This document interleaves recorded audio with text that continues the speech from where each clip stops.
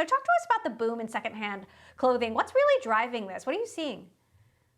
I think there's this generational shift happening among young people, right? Who, whether it's the vacations they're taking, the cars they're driving, where their consumer preferences are changing. And I think a lot of these young people are moving into secondhand. Secondhand provides great value. It allows folks to, find unique items, and it's really fun. And so I think that's what's driving a lot of this momentum. And I think that was true during the pandemic. So you just released a resale report and you find that the trajectory of this will continue post-pandemic, but how confident are you of that, and what will continue to drive that trend? Is it Gen Z alone?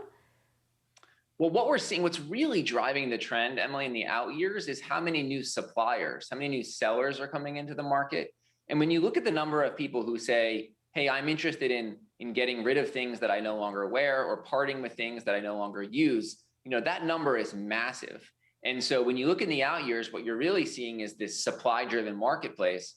And then I think on the buy side, what we're seeing is that when you do have great supply, you have great clothing, great brands at great prices, you can attract a lot of buyers. And so we think that demand will follow a high quality supply. And I think that's where thredUP really differentiates itself on making it easy for consumers to give us that supply. And I think that's why we feel a lot of confidence in the market.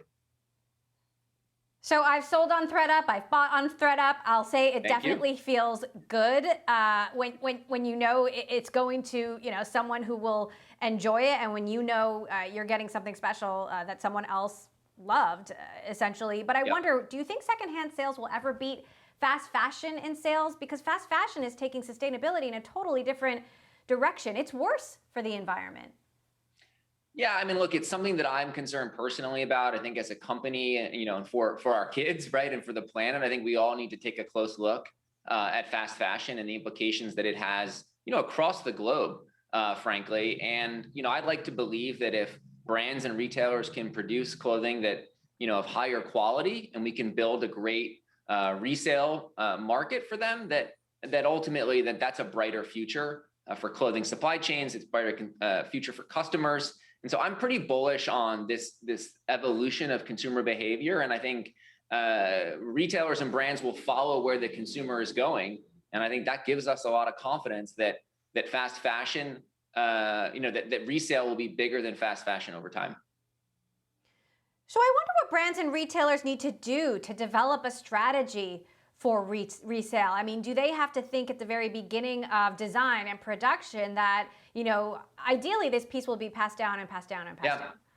Well, what's interesting is that's already happening. There are companies all over the world that are thinking about their supply chains, not in the linear way that supply chains have been built in the past, where things get produced, then they get sold, they get worn, and then they get put into a landfill.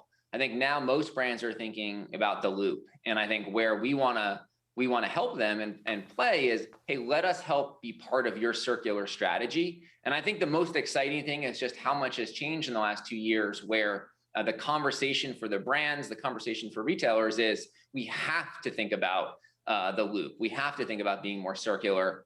And so I think that is coming, but you're right, it's going to touch every part of the supply chain, and it's going to be a big transformation. But I think it's the only path forward for fashion to become more sustainable.